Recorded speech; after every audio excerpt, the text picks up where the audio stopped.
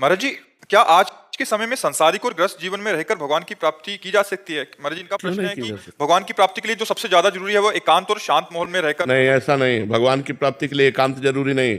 भगवान की प्राप्ति के लिए काम छोड़कर बैठना, कायर होना जरूरी नहीं है। भगवान की प्राप्ति के लिए मामनुस्मर युद्ध च, अर्जुन जी को आदेश कर रहे हैं, तस्मात् सर्वदा सर्वकालेषु मामनुस्मर, हर परिस्थिति में मेरा स्मरण करो और युद्ध च, अपने कर्तव्य का पालन करो। एकांत किसे कहते हैं? हृदय में जो भगवान का सुमिरन होता है, उससे बढ़कर एकांत नहीं। कहाँ जाओगे एकांत?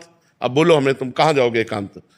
जितनी भीड़ तुम्हारे गांव में नहीं होगी, उससे ज्यादा हरिद्वार में है, वृंदावन में है, अयोध्या में, जो तीर्थ स्थल है, जो बड़े बड़े भगवान के पवित्र स्थान है, वहां भीड़ भीड़ देख लो। तो एकांत कहाँ जाओगे? कहाँ बैठोगे एकांत?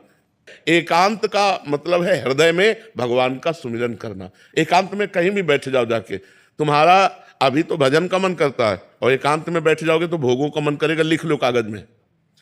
अभी घर में हो तो वृंदावन आने का मन करता है, और वृंदावन में आके तुम्हें हम सब सुविधा दे दें, एक कमरा समय से टिफिन कमरे में पहुंच जाएगा, भजन करना है, आप भाग ना जाओ तो हमें बता देना। जब जब लड़कवा कहता है ना पापा, वो जब कान में आएगी साहब, भाग जाओगे। एसी रूम छोड़ के भाग जाओगे।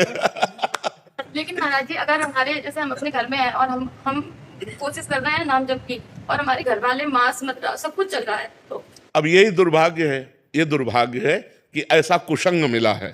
मतलब अब इसको हम क्या कह सकते हैं कि एक व्यक्ति है जो भगवान के नाम का जप करना चाहता है भगवान, लेकिन फिर भी भक्ति हो सकती है, क्योंकि जब लंका में भक्ति हो सकती है तो भक्ति हो सकती है, नहीं हो सकती?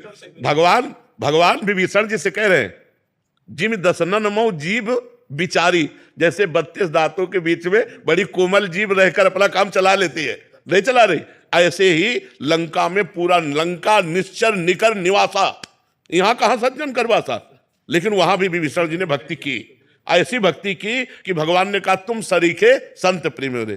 और वहां तो हमें लगता है केवल विभीषण जी ऐसे होंगे जो मांस न खाते होंगे, नहीं तो सब मांस खाने वाले थे। मदिरा और मांस का तो वहां मतलब आहार ही था। कुंभकर्ण के लिए पूरा एरिया जमा किया जाता था, जब जगता था तो एरिया के भैंसे खा जाता था, जैसे अपने पकौड़ा खाते ना, ऐसे वो भैंसे खाता था। भैंसे है, बकरी है, सब मतलब। तभी भगवान ब्रह्मा जी ने उसे 6 महीने सोने का, कि एक दिन जगे 6 महीने सोए, नहीं तो पूरी सृष्टि का आहार कर जाएगा। ऐसे लोगों के बीच में रहकर उसने भजन किया। तो आप घबराइए मत, वो जो जैसा करेगा वैसा फल पाएगा। आप अंदर ही अंदर राधा जपिए, अंदर अंदर इसलिए करें कि बाहर कंठी बांधोगे, तिलक बांधोगे तो मांस मदिरा पीने वाले लोग वो आपका हो सकता है विरोध करें। तो हमें लगता है भक्ति विरोध नहीं। अगर कोई कह रहा कंठी ना बांधो तो ये ले उतार के रख दिए। भक्ति अंदर का विषय है, बिल्कुल संसारी बन के रहो और अंदर राधा राधा जपो, तुम्हें भगवान